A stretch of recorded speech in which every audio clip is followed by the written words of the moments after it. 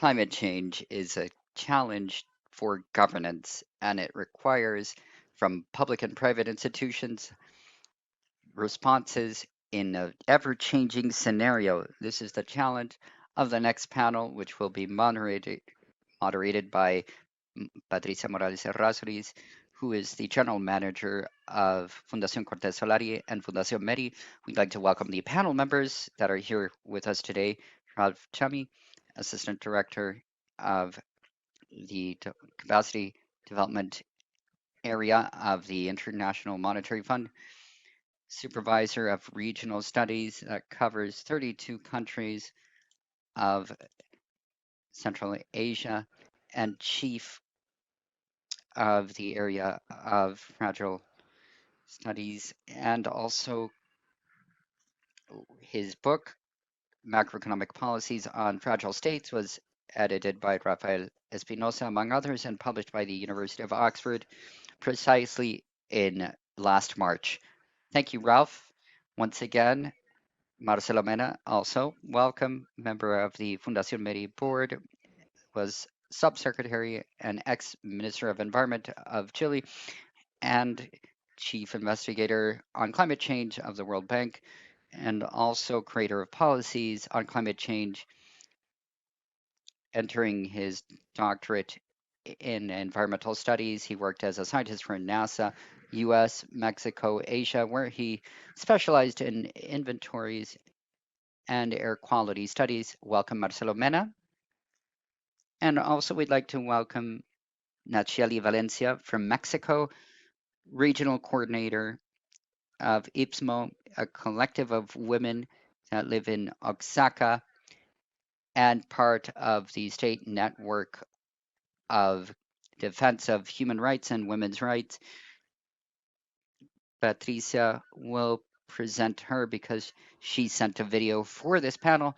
We also would like to welcome Julio Jordano, counselor of the Permanent Council of Chile in New York for the UN. Since 2008, he was one of the main participants in the negotiations for COP25, member of the Adaptation Committee of the Framework of the UN on Climate Change. He's worked with the Ministry of Foreign Affairs as chief of the Department of Climate Change and Development, Sustainable Development. Welcome, Julio Jordano. Patricia Morales, I leave you in charge of the governance panel.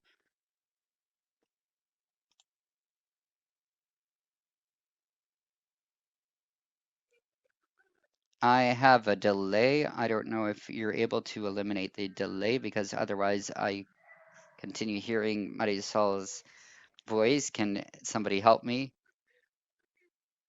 Because otherwise,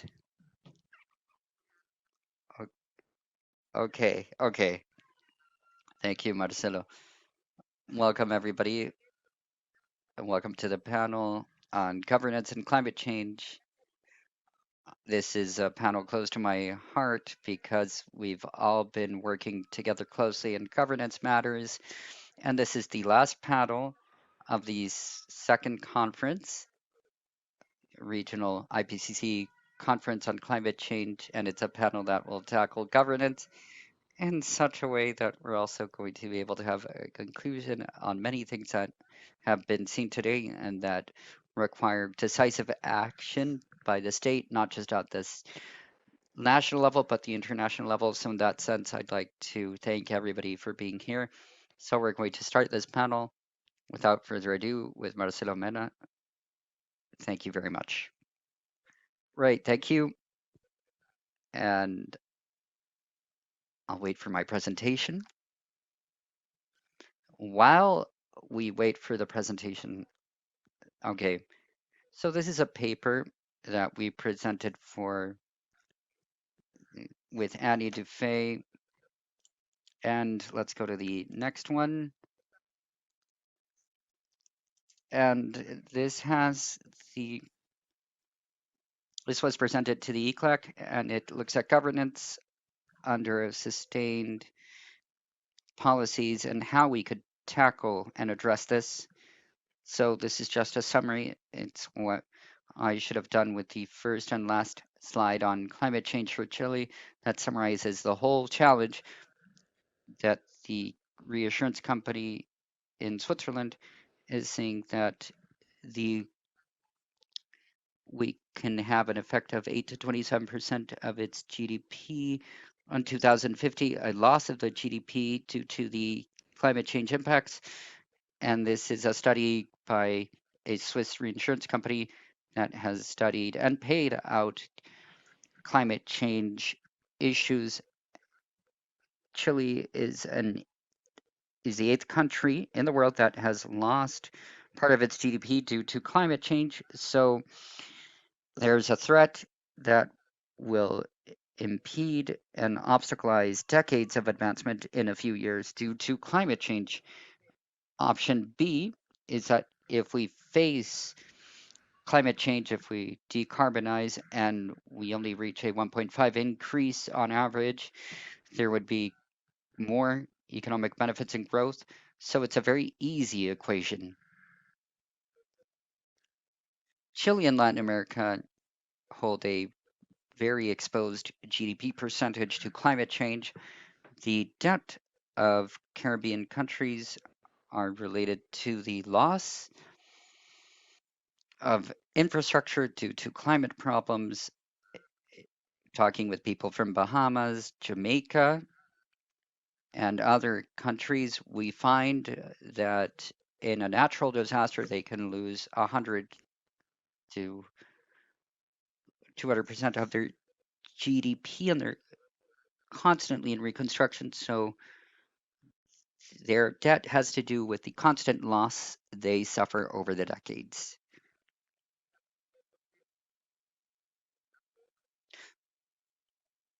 So now we're facing an issue that showed the worst phase of inequality in Latin America. So in social protection, it's seen with states that are unable to finance populations to keep their homes. There's high levels of informal work, and this and informality in general, which impedes the state reaching them with help. And this, coupled with natural disasters, have to be seen. There's 4.8 million people that came into extreme poverty. In Chile was 300,000, and there's been a change in social classes due to these. And climate change will add 5 more million people. Chile lost 6% of its GDP, and due to climate change, it can be much more.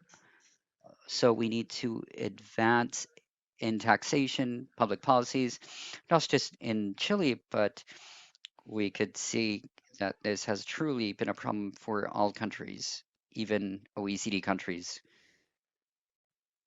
We also have to work on creating employment for the resilience that each country may have. And this is done by distributing financing to the municipalities to be able to carry out the preservation, for example, the recollection of trash and other employments, such as also preventing forest fires.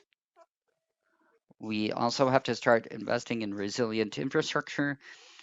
The successful example of this was Santiago in 2015 to 2017, where there were water cuts due to rains in the summer, and we found that the water was cut off.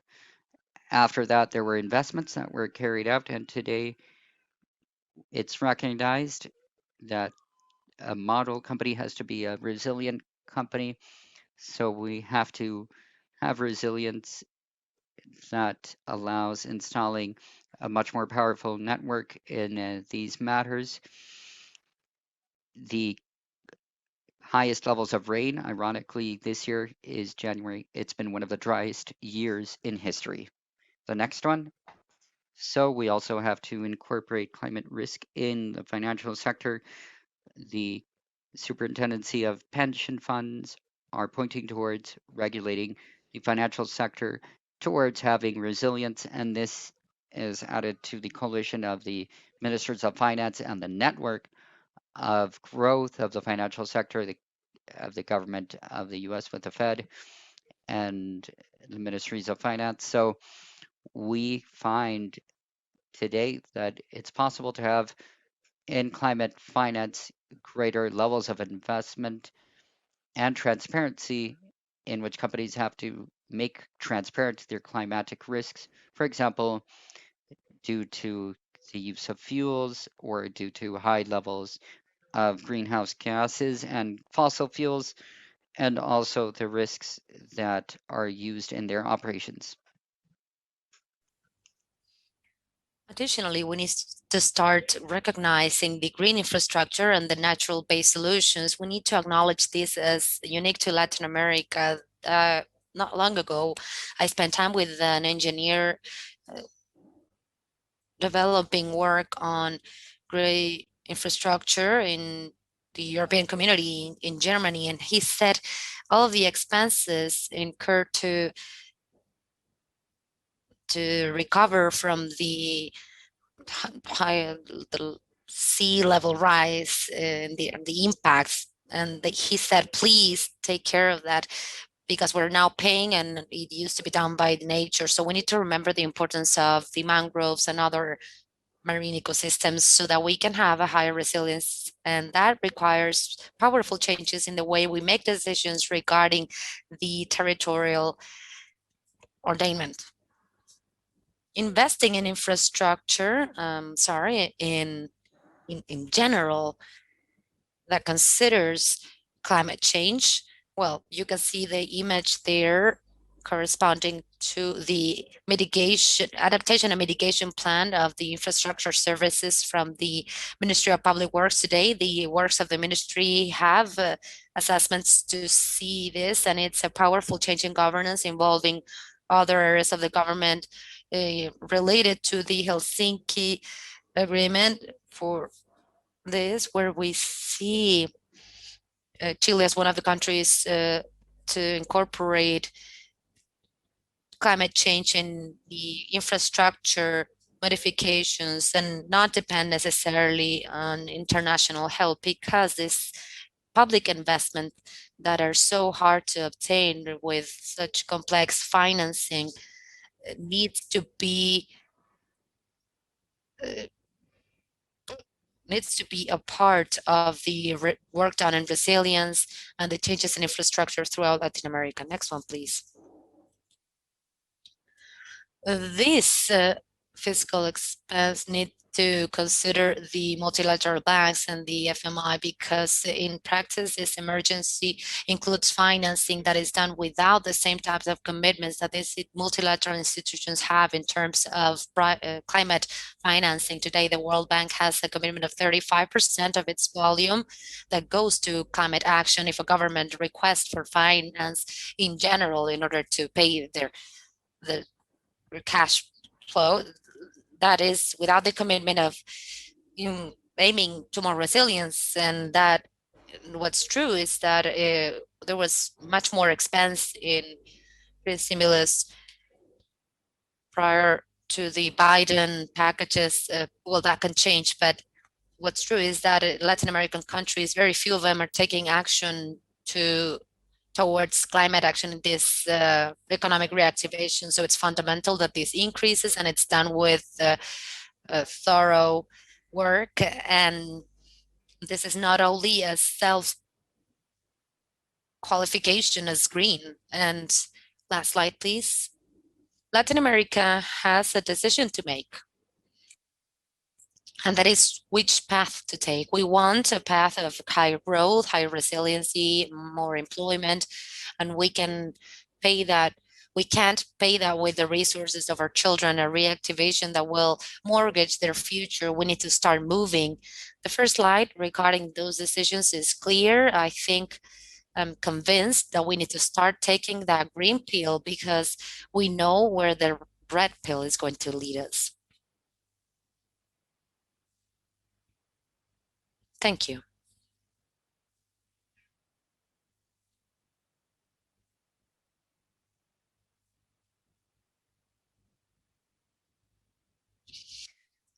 I would like to comment on the fact that I did that with Annie Jaffe, who presented yesterday. I'm filling up for you, Patty. And that was adapted by the Ministry of Foreign Affairs, that's ECLAC. Thank you, Marcelo. That was by January 2021. Thank you. You're the best partner.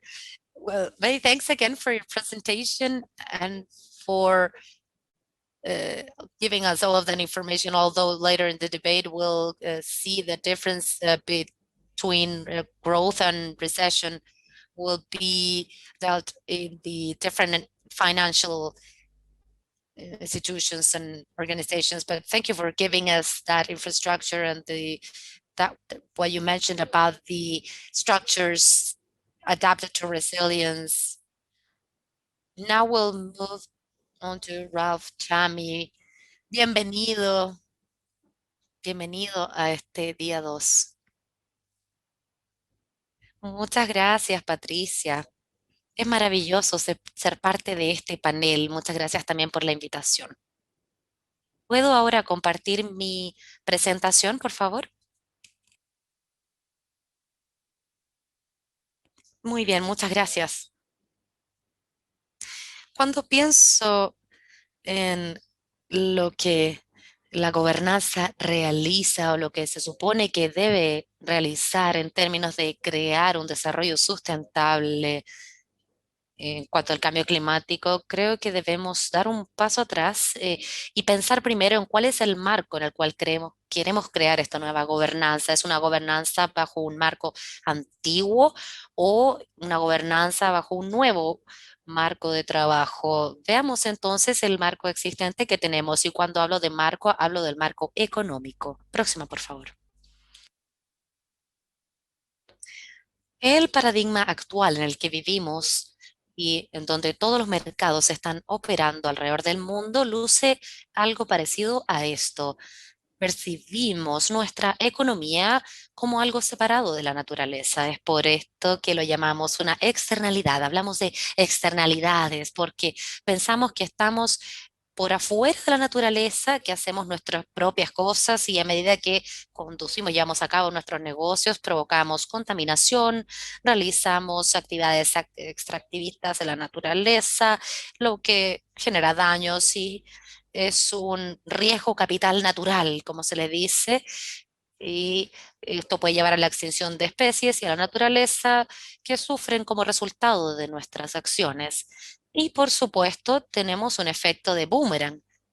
Pasamos de hacer nuestra actividad, llevamos a la naturaleza nos responde con lo que pensamos es el cambio climático y entonces tenemos el riesgo de cambio climático que le lanzamos de vuelta y luego pensamos en escenarios de desastres naturales y todas las otras situaciones de emergencia como el COVID-19. Ese es el paradigma nuevo, la natural, actual, el que la naturaleza es externa a nosotros. Y pienso en este paradigma como el paradigma incorrecto. Creo que este es uno que ya está quebrado, está roto. No podemos construir gobernanza en este paradigma porque si pensamos la gobernanza en el nuevo paradigma, cometeríamos los mismos errores, pero ahora tendrían mucho mayores consecuencias. Próxima, por favor.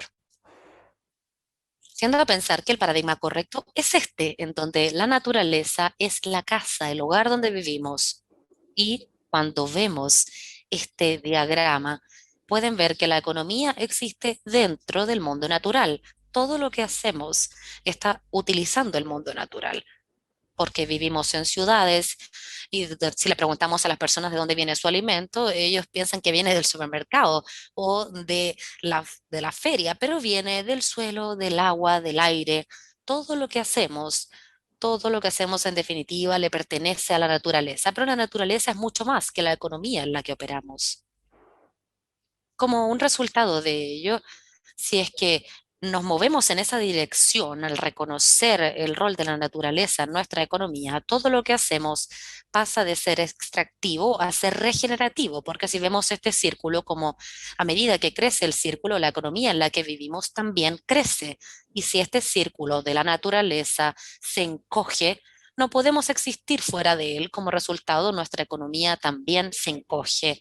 Esta es la forma en la que me gusta visualizar el nuevo paradigma que yo creo es el paradigma correcto dentro del cual podemos construir la gobernanza. La discusión es qué es lo que hacemos para poder lograr tener este paradigma y qué es lo que nos indica sobre el marco de gobernanza correcto.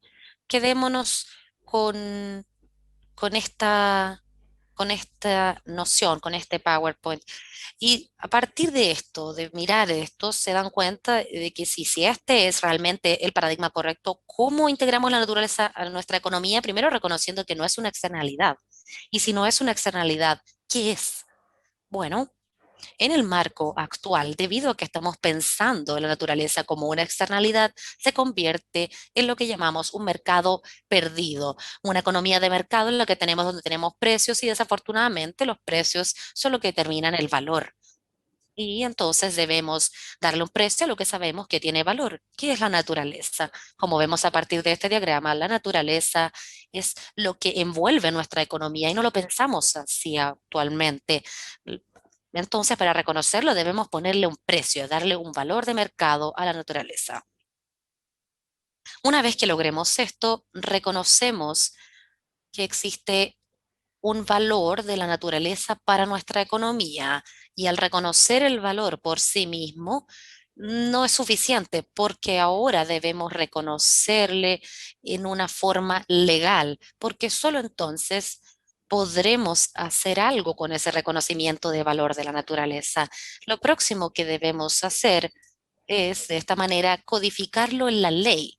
Cuando hablamos de gobernanza, me parece que tenemos que pensar en lo que tenemos que hacer realmente y para poder lograr esta perspectiva debemos codificar el mundo natural en términos legales. ¿Por qué es esto importante? Porque cuando codificamos cualquier cosa como un activo en la ley, cuando se le llama un activo, se le entregan características, cuatro específicamente, de prioridad.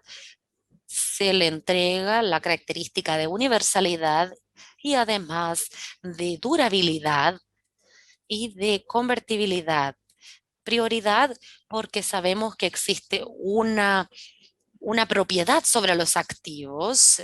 Si existe en un país, ese país es dueño de tales activos y tesoros nacionales también se les puede decir durabilidad, lo que significa que tales activos son tienen una propiedad durante el tiempo y la convertibilidad significaría que el gobierno en donde se encuentran, existen estos activos, reconoce que existe un valor desde convertir estas afirmaciones sobre los activos en la licitación legal en donde existe el activo. El codificar la naturaleza de la ley, por lo que ven, es muy relevante. Lo que estoy hablando es que si es que reconocen que la naturaleza es importante, ¿por qué no simplemente lo declaramos como importante?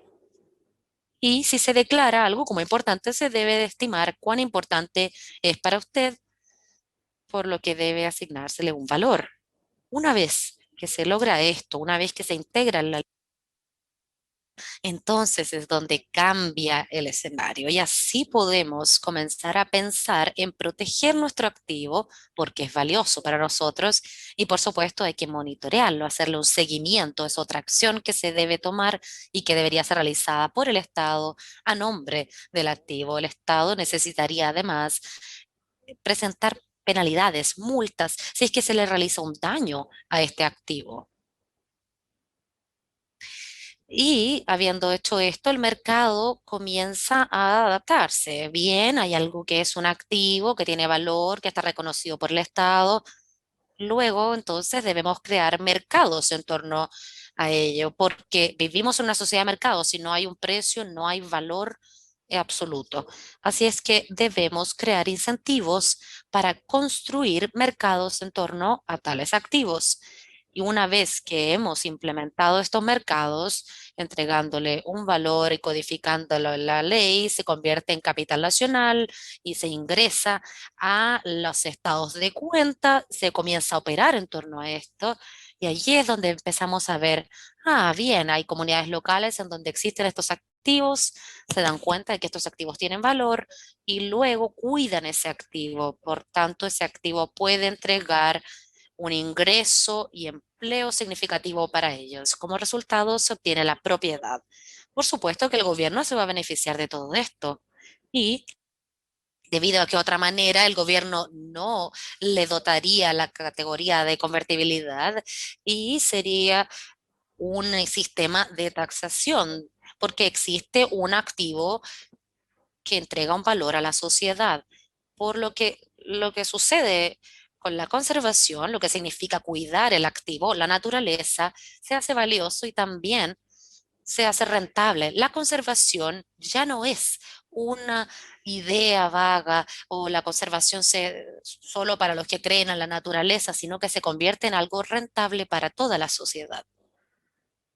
Una vez que tenemos esto, lo próximo que debemos realizar es preguntarnos si es un activo que es de un país, se convierte o se comparte entre más países. Si es de un país, hay que trabajar dentro del estatuto legal de ese país, pero si no, debe ser abordado entre los países y pensar también en un acuerdo o acuerdos globales entre países para poder proteger y regenerar el activo. Aquí es donde me detengo. Muchas gracias.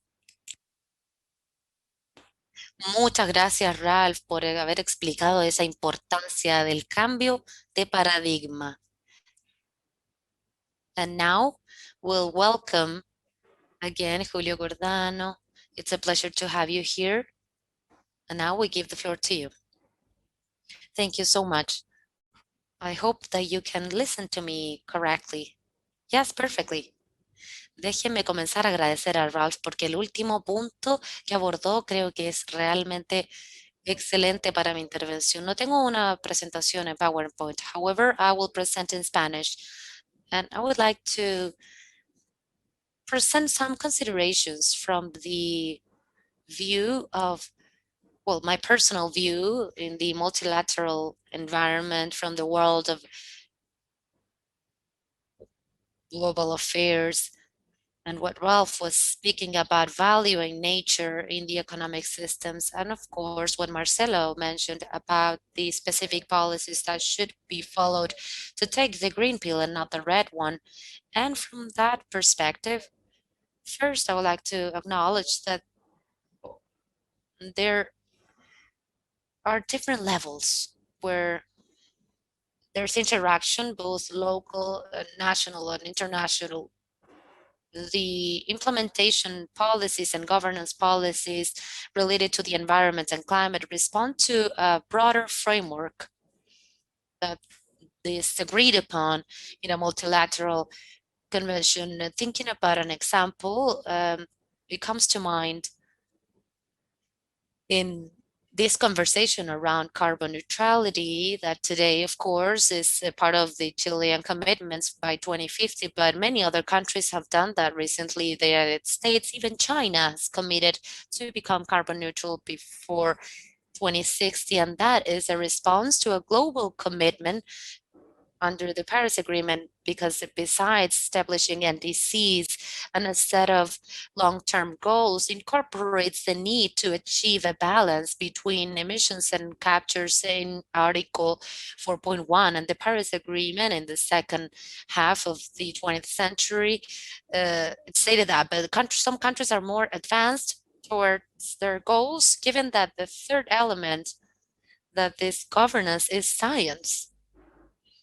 And science has been the base of international agreements promoting international governance on climate change. The IPCC, through their synthesis reports and special reports, as it was launched in 2018 about the 1.5 degree goal. This promotes the political will of countries to fulfill these commitments. So the international commitments at the same time are the basis of national policies that are implemented in sovereignty. So it is a virtuous cycle, if you want it, for this type of topics. And Ralph actually had a point There's no country that can solve these problems on their own, even problems related to ecosystems that exist physically within their territories, because as we have seen, there are many ecosystems that are interrelated internationally, even in the oceans, and the ocean itself is a global ecosystem that requires, therefore, some governability that is international. Therefore, it is not negligible, this discussion on multilateral governance and how these can become an enabler of national policies that are more efficient in protecting nature. So in the In particular the particular, case of climate action and climate change, obviously we are governed as a main element. We have the COPs of climate change. We were in COP25, but of course, this is a whole system and there's continuity. So we're close to COP26, which will take place in Glasgow. So even though the COPs, even though under the framework of the UN framework for climate change, it tackles the most important matters in governance, the fact that the concentration of greenhouse gases is concentrated in a few countries. We mustn't forget that 75% of the greenhouse gases in the world are concentrated in 10 countries, and more than 40% are concentrated among two countries. So when we see these phenomena, independent from any agreements that are reached among those countries that are represented on the concentration of greenhouse gas effects, when those countries agree, it acquires a truly important relevance on the international level. So when the G20 meets, when the G7 meets, even though it may be a limited membership, evidently the agreements that they reach are very, very important and they have a significant impact in international governance. In fact, we could see and say that the Paris Accords are inspired and follow in one way or another the examples that have come from these reduced arenas. Undoubtedly, in international governance on climate change, we're facing a decisive moment. And why am I saying this? Because in 2020, it's the year where the implementation of the Paris Agreement comes into effect. The Paris Agreement is the roadmap that we have for the next decades, if not for the next whole century. We could think of it that way. So when today we're trying to close the rule book on the Paris Accords transparency, the need for information, and what we mean when we talk about adaptation and financial flows, when we create and how we create trust through transparency of information, when all those elements have been decided on and clear and on the table, what role will the UN have, and specifically the COPs? Some people feel that the COPs will not be used except in highly politicized negotiation arenas, and rather they'll be arenas for meeting on the implementation of what has been agreed upon. And we hope that's not too far away from reality, naturally, once we have those rules and regulations agreed upon, which includes the market mechanisms, which are very relevant to what Ralph mentioned. Some countries agree, for example, on a carbon price, which is something that is science fiction in the current negotiations in climate change. Notwithstanding the implementation, we also find an important governance problem, and it's that government arrives late. And why do I say this? Because all projections show that the ambitious efforts that are on the table are insufficient to fulfill the agreements that we ourselves agreed upon in Paris in the year 2015. So, if governance is able to be built, but with enough effort, evidently, we're facing a situation where we're going to think outside of governance to think of how we could cover these gaps in our ambitions. And there we could also see gaps in governance.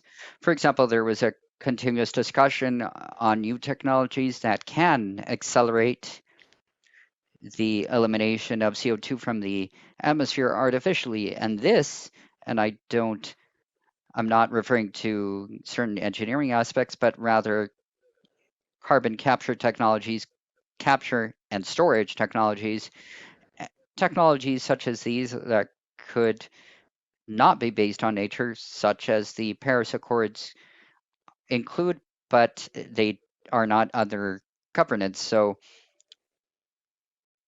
I'm not trying to promote them, but today there's no international governance on that type of technology, and perhaps they're the most dangerous. So, another important gap in governance on the multilateral level has to do with adaptation, because in mitigation, there's greater clarity on what type of information, what type of reports, what type of objectives can be reached. In adaptation and resilience, it's less clear. Here, I believe also Marcelo has many examples to give because the World Bank has been working on this. And the fact is that today we have a very weak governance with a very weak infrastructure on governance, perhaps impulsed by local governance, and that it should not have greater importance in an international discussion. But clearly, resilience has been identified as an international topic, as is seen in the work presented by Marcelo under the framework of the Global Commission on Adaptation. Another issue is financing for adaptation. So, all the OECD reports in the recent years show that the financing is well below mitigation levels, and it's at a proportion of 1 to 5. Mitigation is, of course, important, but it's mitigation is the immediate solution of the problem, but adaptation is the solution to avoid climate change problems in the future. Both, therefore, are important and should have a balanced financing.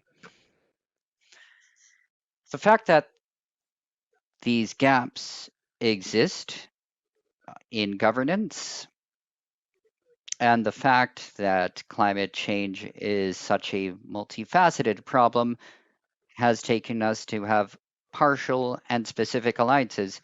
Some talk about the Kubra theory, which means that the implementation rules in the market have taken so long. For example, it has even taken the World Bank to create a so called club of people that think alike and establish certain rules for the early implementation. Something happened in Chile. Chile has been a player in this. It's been part of the conversations and one of the first countries that has implemented the Article 6, including Japan. And other countries are doing this as well. With Switzerland, we saw an agreement with Peru, and there are other conversations underway. So governance also starts adding towards the specific objectives that have to do with specific realities and objectives that countries have defined according to their realities. So then, one could ask oneself if global governance on climate change is evolving towards an ecosystem of complex agreements and associations. We will perhaps follow the general agreements of the COPs, and where the urgency on climate change will lead us to make quick decisions adapted to various realities. And this is perhaps the last point.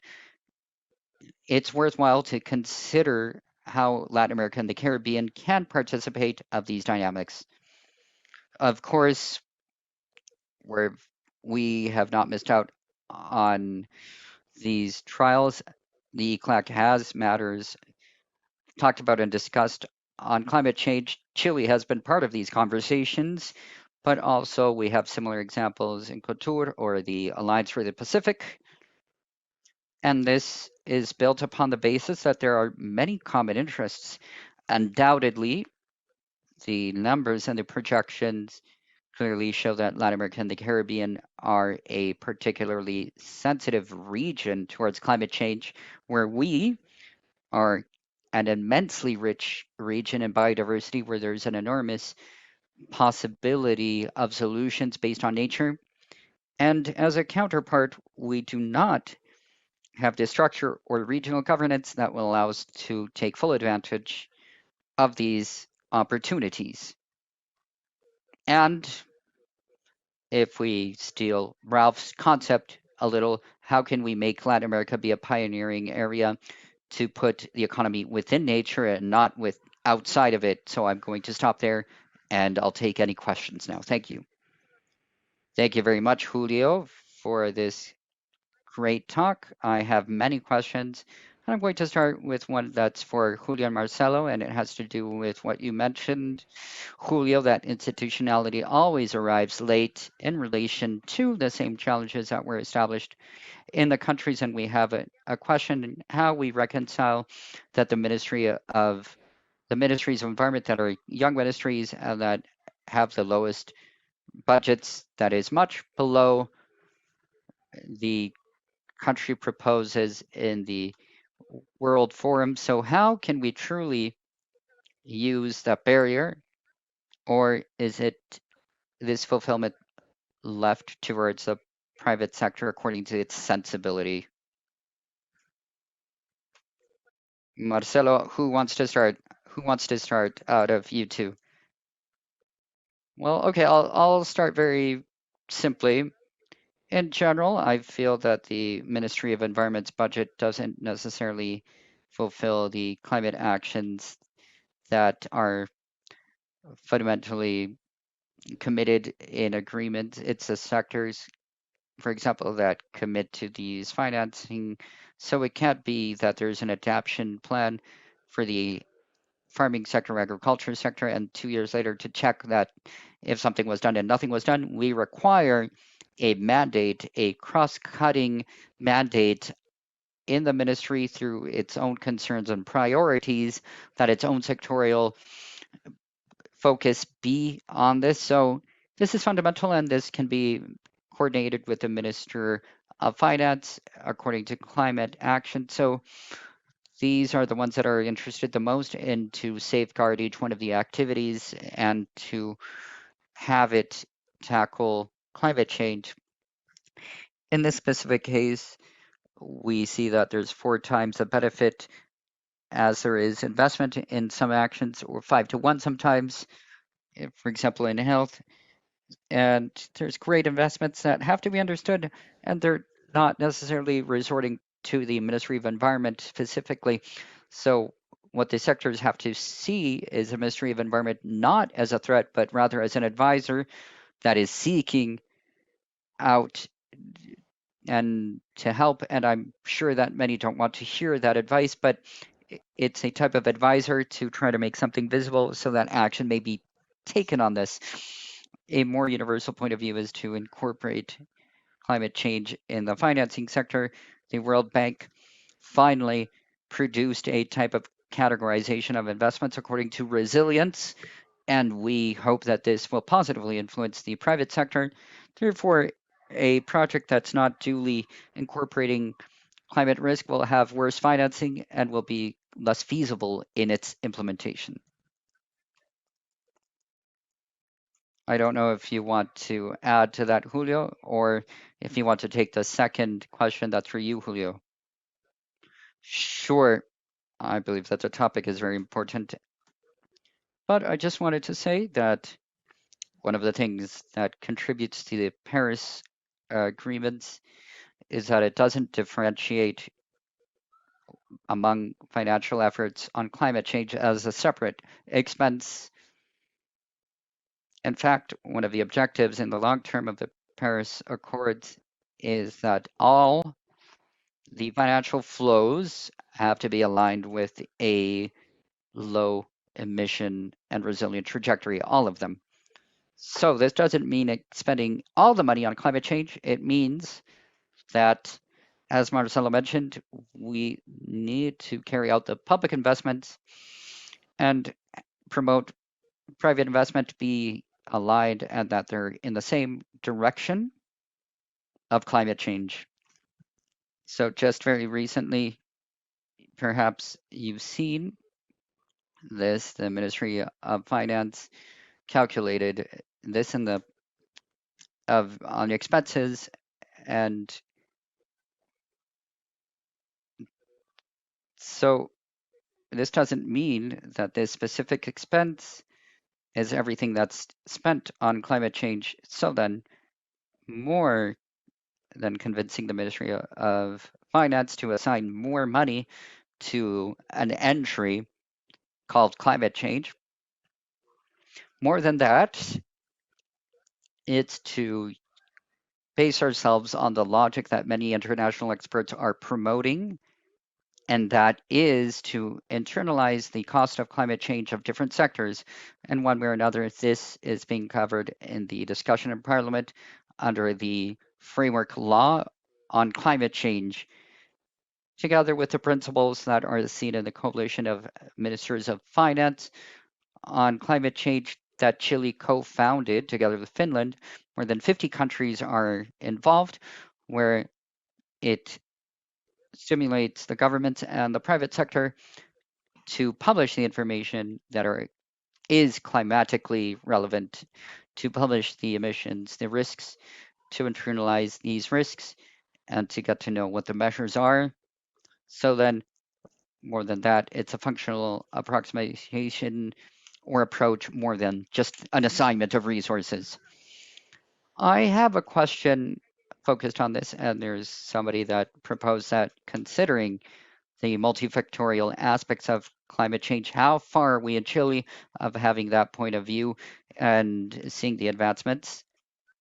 Esta es una pregunta para Ralph, que pregunta acerca de la multidimensionalidad del cambio climático y cómo estamos de lejos de este punto de vista en el sector financiero en Chile.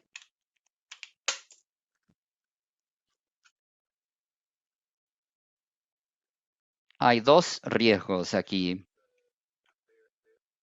y están vinculados, pero son separados. Tenemos el riesgo de cambio climático, que todos están obsesionados sobre él, pero también tenemos el riesgo de capital natural, que también está encima de nosotros. Si no tenemos cuidado, vamos a gastar mucho tiempo hablando de riesgo climático como que si el otro pudiera esperar. Y cuando hablo riesgos al capital natural, me refiero a la naturaleza, y la naturaleza está falleciendo. No le va muy bien a la naturaleza. Por lo tanto, mi preocupación, y sé que la pregunta es acerca de lo financiero, pero antes de llegar ahí, hay que reconocer que lo que enfrentamos y para traer el lado financiero para resolver esto, si nos enfocamos solamente en el cambio climático, la mayoría de los políticos están en el mundo de cambio climático y la mayoría de los investigadores están en el mundo natural o el capital natural, y los dos mundos quizás no se comuniquen. Para resolver el cambio climático como riesgo, hay que utilizar el poder del capital natural para mitigar el riesgo climático. Vía el COP25 con la presidencia de Chile, algo muy increíble que es que le dijo a todos que el océano no solamente es una víctima, no solamente necesariamente una víctima de la acidificación, sino que los océanos, parte del capital natural, 4/5 del planeta, es un factor mitigante en términos del riesgo de cambio climático. Ahora, si queremos abordar el cambio climático, tenemos que ayudar el capital natural en que nos ayude en mitigar el riesgo de clima. Ahora, yo veo más y más voces que hablan de agregar tecnologías, altas tecnologías y soluciones al cambio climático, que es el mismo problema que nos divorció del mundo natural y que causó los desastres que enfrentamos ahora. Tenemos que entender si tenemos que arreglar este problema, hay que arreglar el mundo natural, nuestro hogar, y eso va a ayudar a arreglar el problema de cambio climático. Para hacer eso tenemos que reconocer el capital natural como capital, y por eso hablaba de la ley. Normalmente estoy y soy culpable de esto. Fui profesor de economía y fui educado en la economía por muchos años. Todos creemos en la mano invisible, pero temo decir que para los mercados se requiere de una mano visible del gobierno. Si quieren hablar de mercados financieros, el gobierno tiene que tomar el primer paso. Cada instrumento que conocemos acerca del mundo financiero está allí debido a las leyes que permiten ese contrato, que es algo que se llama un activo que está en las hojas de balances de las empresas.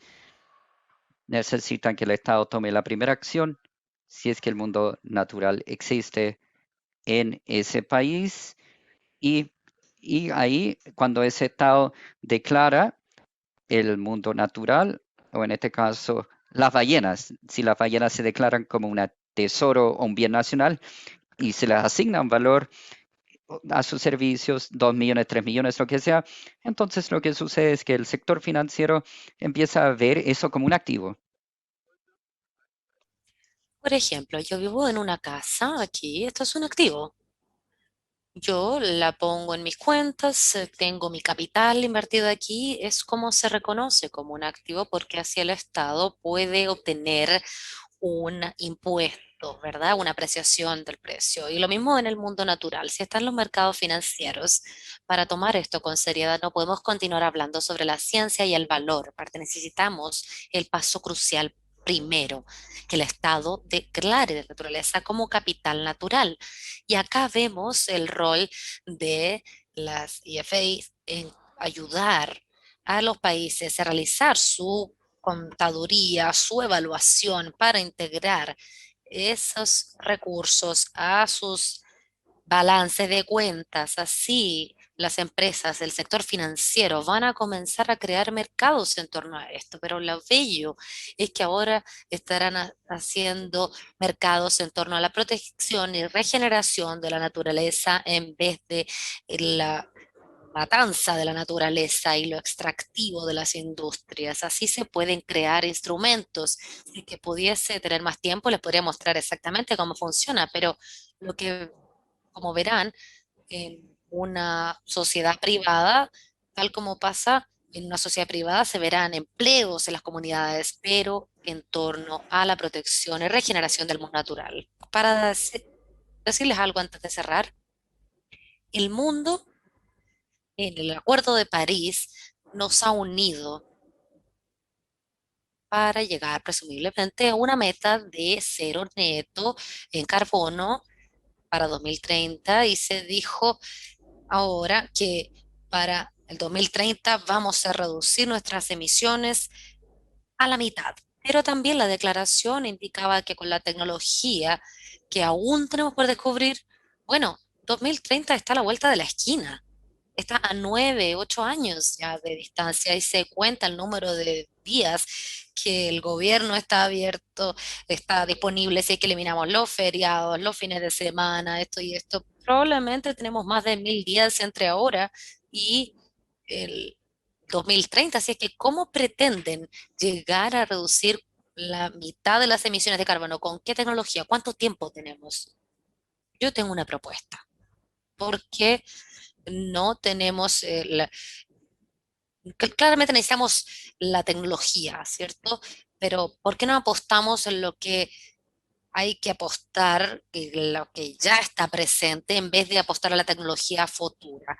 ¿Por qué? Porque es más barato. Todo lo que hay que hacer es ayudar. Yo le puedo ayudar con la captura de carbono, puedo ayudarles a vivir, mientras que con las otras tecnologías en las que se quiere invertir y sé esta atracción para invertir en las mayores tecnologías, pero no sabemos los efectos secundarios, no sabemos tampoco ninguna de las adversidades que puede traer. Y es como tomar una pastilla cuando no nos sentimos bien. Continuamos haciendo lo mismo que antes porque nos sentimos mejor. Los mercados financieros van a tomar esto más en serio cuando los estados, el mundo, los gobiernos del mundo comiencen a poner el capital natural en su balance de cuenta.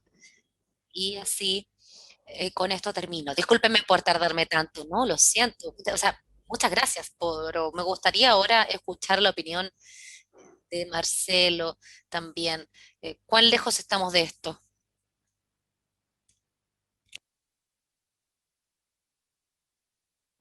Bueno, hay desafíos en torno a la valorización de los beneficios de la conservación, pero algo que Debemos comenzar a hacer más.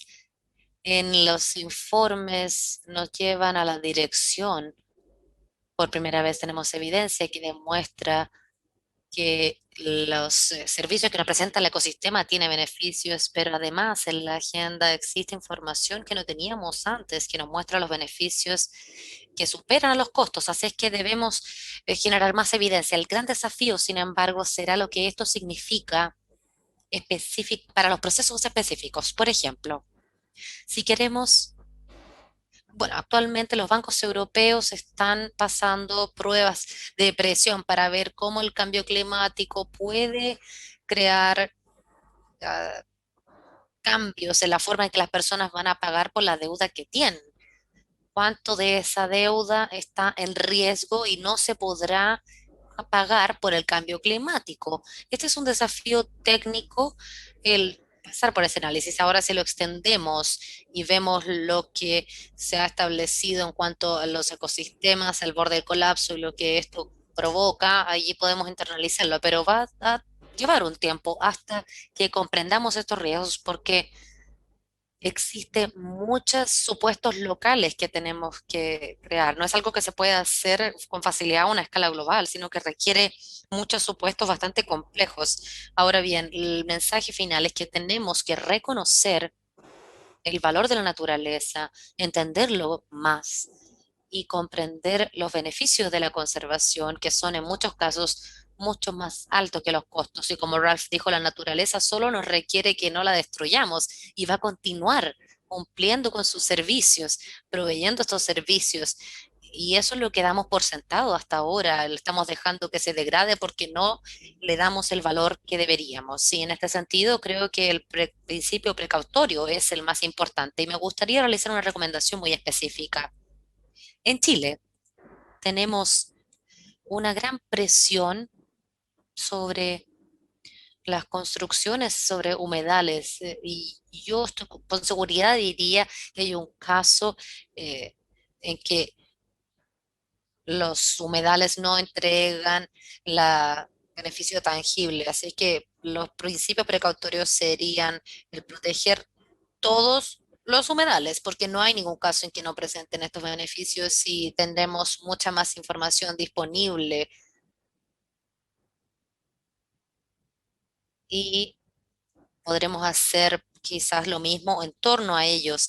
Lo mismo con los glaciares, el seguro que podemos tener sobre el agua de Chile, hay que protegerla a todos los costos y además debemos sopesar los costos de cualquier actividad que se estén llevando a cabo en los glaciares con los beneficios que estos entregan para billones a la vez por el agua que nos entregan. Ese es el desafío, realmente comprender, hacer las estimaciones, pero lo más importante que está ocurriendo ahora es que debemos entender los beneficios de conservar y proteger la naturaleza, que superan por mucho los costos. No hay mejor ejemplo que la recesión que tuvimos debido a la falta de cuidado por la naturaleza. Muchas gracias, Marcelo. Bien, Julio. Voy a decirlo rápidamente porque Marcelo creo que fue muy claro al respecto y además estoy completamente de acuerdo con la idea de que la primera línea de defensa es la naturaleza. Con la naturaleza no se debe invertir un centavo en ellas para permitirle completar sus funciones. Simplemente por permitirle regenerarse, nos sigue entregando todos los servicios ecológicos, ecosistémicos. Así es que solo me gustaría mencionar que a medida que estamos hablando, hay una reunión de la Convención sobre Biodiversidad y el gran desafío aquí es de establecer un marco para 2030 que sea comparable con el Acuerdo de París. Y Chile está intentando presionar mucho para tener un resultado ambicioso. Las políticas, como saben, siempre interfieren y no siempre es fácil. Probablemente la Convención sobre Biodiversidad Biológica es una muy importante debilidad que es que ve una debilidad que es la falta de recursos y mecanismos para poder asegurar que los compromisos se cumplan. Sin embargo, como decía anteriormente, ese es nuestro marco general y debemos asegurarnos de hacer lo correcto, ya que si solo uno de nosotros, solo un grupo de países hace lo correcto, va a ser suficiente si es que no va a ser suficiente si es que otros hacen lo opuesto. Acá vemos el cambio en el escenario. Marcelo se refirió a esto y además Ralph. Esto se trata de un cambio de paradigma. Y los cambios de paradigma son lentos, a menos, a menos que exista una imposición desde arriba, pero no es el caso en este momento. Los costos de transacción van a ser muy altos en el corto plazo, incluso si los beneficios superan los costos a favor de la naturaleza a largo plazo. Eso es exactamente el gran desafío que tenemos ahora. ¿Cuáles son los costos de transacción, de transición a este nuevo modelo? Es algo que requiere una comunicación al público, convencerles de que es para el interés de todos y de las futuras generaciones el perseguir estos objetivos, pero no va a ser fácil. Y esto crea un puente de ambición desde un extremo al otro y además una brecha en la gobernanza, ya que como Ralph estaba diciendo, en el horizonte hay soluciones que podrían parecer simples, pero que tienen efectos adversos a largo plazo. Y la transición a este nuevo modelo es lo que ahora se considera nuestro desafío inmediato. Muchas gracias. Thank you so much, Julio, Ralph, and Marcelo. It was a luxury to have you and this second regional conference on the IPCC. And I would like to remind you before closing that the second half of this second conference will be in September, where we will review the new reports of the IPCC.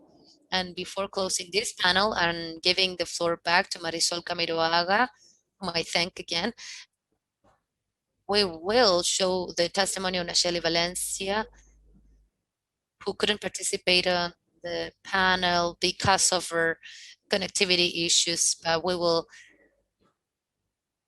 now play her video. Good afternoon. My name is Naceli Valencia Núñez. I thank you for the invitation to the second regional conference on the IPCC, and my participation is based on my experience as a part of the Zapoteca indigenous people.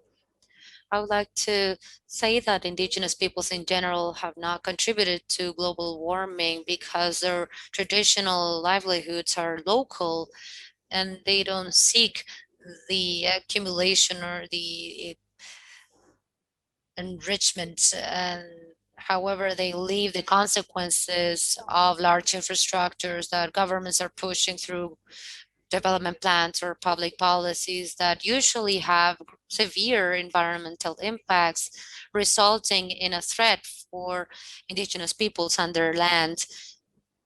In addition, they leave the changes and the negative impacts of the climate change in their communities through droughts, floodings, hurricanes, increase in sea level. And as an example, this crisis created by climate change has been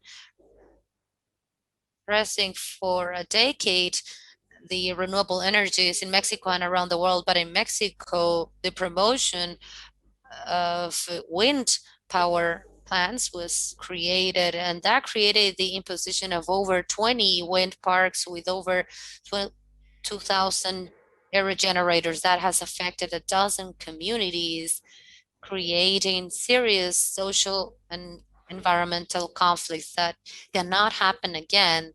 Like indigenous communities keep paying a high social environmental price so that more developed countries can keep up with their high energetic consumption to keep the same level of production and consumption.